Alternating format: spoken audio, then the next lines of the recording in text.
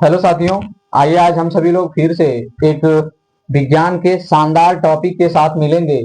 आज हम सभी लोग समय बिना गंवाते हुए हम सभी लोग शुरू करेंगे अपना टॉपिक। आज का हम सभी लोगों का टॉपिक क्या है भाई?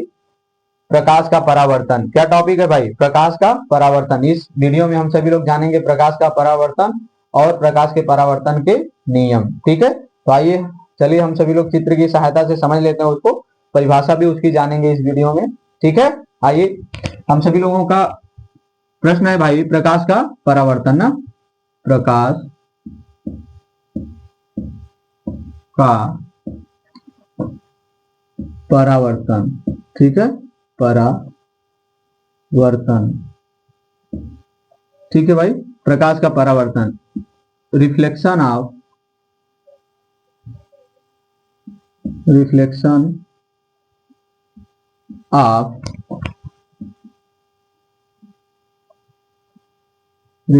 Of light. ठीक है भाई,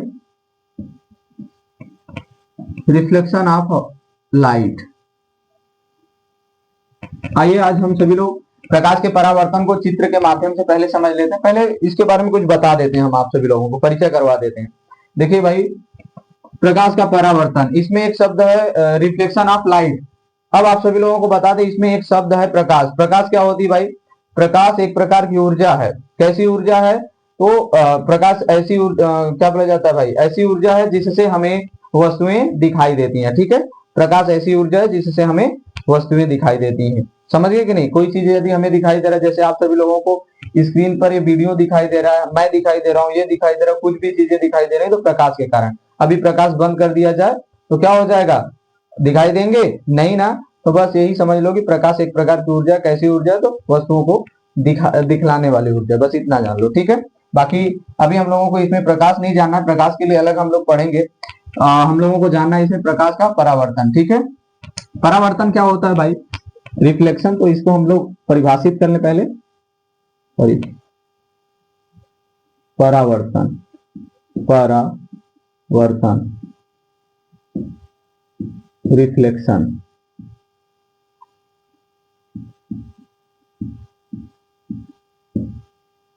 ये हो गया हम सभी लोगों का प्रकाश का परावर्तन, जिसको परावर्तन रिफ्लेक्शन बोलते हैं। होता क्या भाई?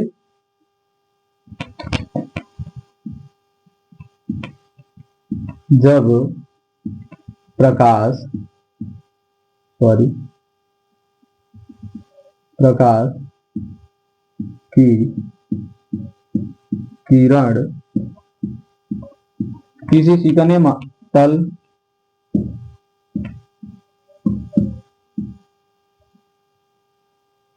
वस्तु लिख देते हैं, किसी वस्तु से टकराकर वापस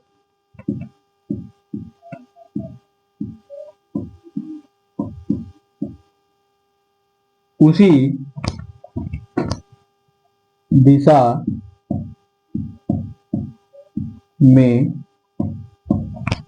में लौट जाती है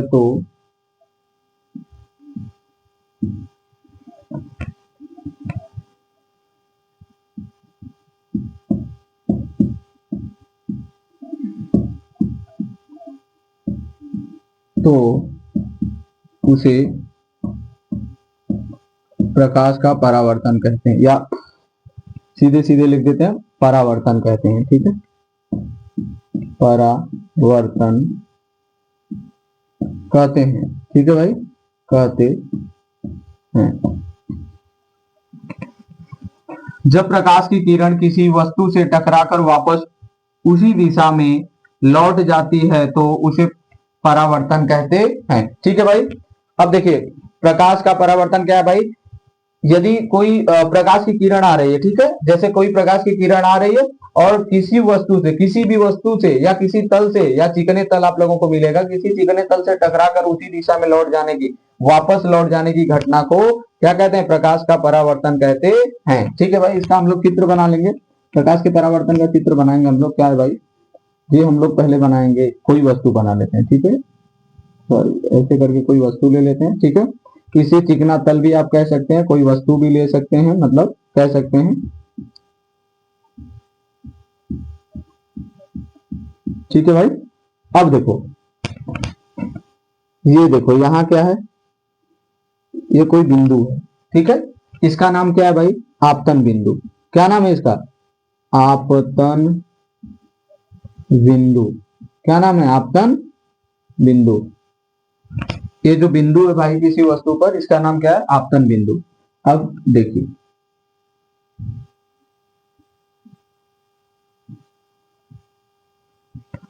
ये क्या हो गया भाई? ये क्या है जो ये कुछ आती हुई दिखाई दे रही है? यही क्या है? प्रकाश की किरण है। क्या है भाई? ये क्या है? प्रकाश की किरण।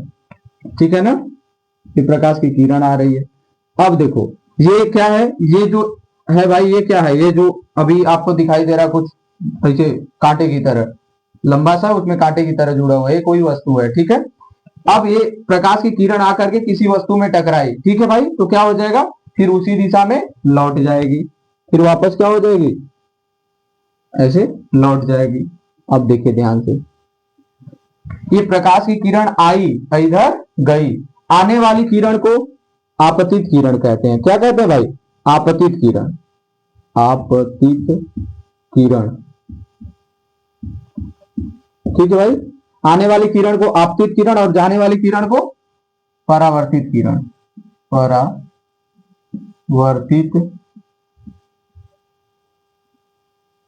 किरण, ठीक है भाई। ये हो गया आपका परावर्तित किरण। अब इसी बीचों में एक तो खंभा खड़ा रहता है, ये देखिए, ध्यान दीजिएगा आप लोग, ऐसे ये कुछ खंभा बीच में खड़ा है, ये देख रहे हैं सीधे सीधे जो खंभा खड़ा है उसे क्या कहते हैं? अभिलंब। क्या कहते हैं भाई? अभिलंब।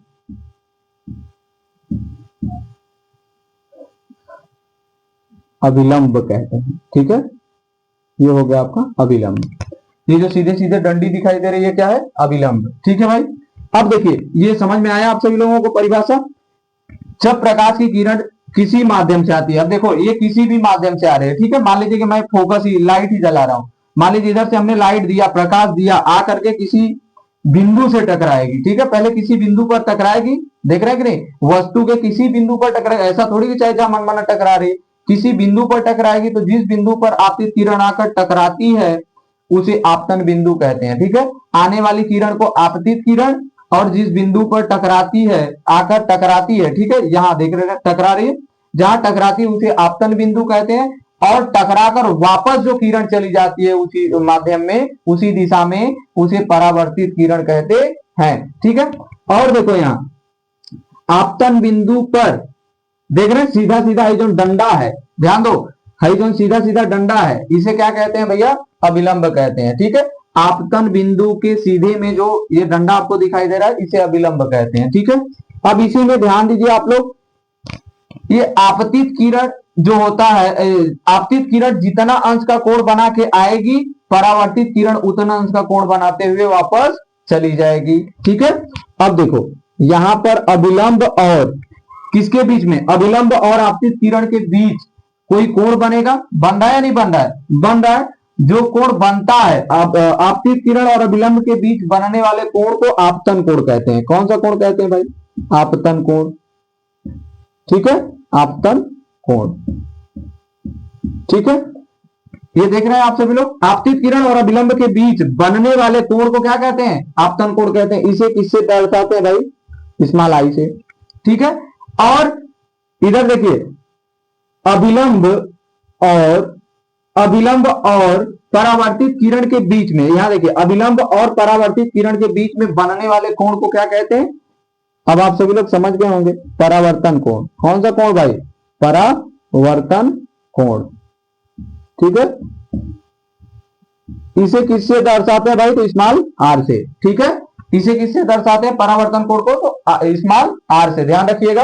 अब देखिए फिर से मैं एक बार समझा दूं, जो किरण आती हुई, जो किरण आ रही है, ठीक है, जो किरण आती है उसे आपतित किरण, जो किरण जा रही है उसे परावर्तित किरण, और जो किरण आकर के, जैसे जो किरण आ रही है आकर के जिस बिंदु पर मिलती है उस बिंदु को आपतन बिंदु कहते हैं। उसी आपतन बिंदु के सीध में एक तो डंडी खड़ा होता है, ठीक है, इसे बांस खड़ा होता है, उसे क्या कहते हैं, अभिलंब कहते हैं। ठीक है भाई, ये समझ में आया आप लोगों को।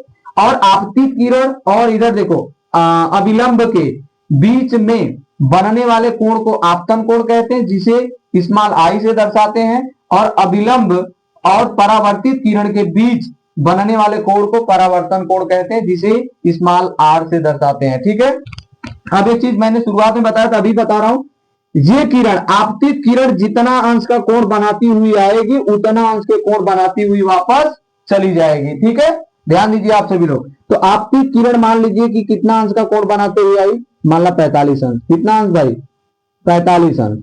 ठीक है, ये हो गया आपका 45 अंश। ठीक है, अब तो ये बताइए जितना अंश का ये बनाएगी उतना अंश का ये भी बनाएगी, तो इसका भी कितना हो जाएगा, परावर्तन कोण कितना अंश का हो जाएगा, आपतन कोण हो गया 45 अंश, परावर्तन कोण स्मॉल आर कितना हो गया भाई, आर कितना हो गया 45 अंश। अब तो आप कह सकते हैं कि नहीं कह सकते हैं भाई, ये देखिए अब इस नियम के अनुसार आप सभी लोग कह सकते हैं, परावर्तन का नियम यही है। अब परावर्तन का नियम में आप सभी लोग क्या कह सकते हैं, एक नियम तो बन जाएगा कि आप क्या बोला जाता है भाई, आपतन कोण तथा परावर्तन कोण दोनों क्या होते हैं, बराबर होते हैं। ठीक है, अब दूसरा भी नियम इसका है, समझ गए कि नहीं। दूसरा नियम क्या हो जाएगा, आपतित किरण, परावर्तित किरण तथा अभिलंब तीनों एक ही तल में होते हैं। क्या होते हैं भाई, आपतित किरण, परावर्तित किरण तथा अभिलंब तीनों एक ही तल में होते हैं। ठीक है, एक नियम यह हो गया। दूसरा यह होगा, आपतन कोण परावर्तन कोण के सदैव बराबर होता है, मतलब हमेशा बराबर होता है। ध्यान रखिएगा, जितना अंश का आपतन कोण होगा उतना अंश का परावर्तन कोण भी बनेगा। ठीक है, ध्यान रखना आप सभी लोग। तो ये आप सभी लोगों को समझ में आया कि लिख कर भी बता दें, हाँ चलिए कर लीजिएगा। बहुत बहुत धन्यवाद। ये छोटा सा ही वीडियो है, आप सभी लोग देखें, आगे फिर मिलते रहेंगे, टॉपिकें बनती रहेंगी। ठीक है, आप सभी लोग स्वस्थ रहें, मस्त रहें। जय हिंद।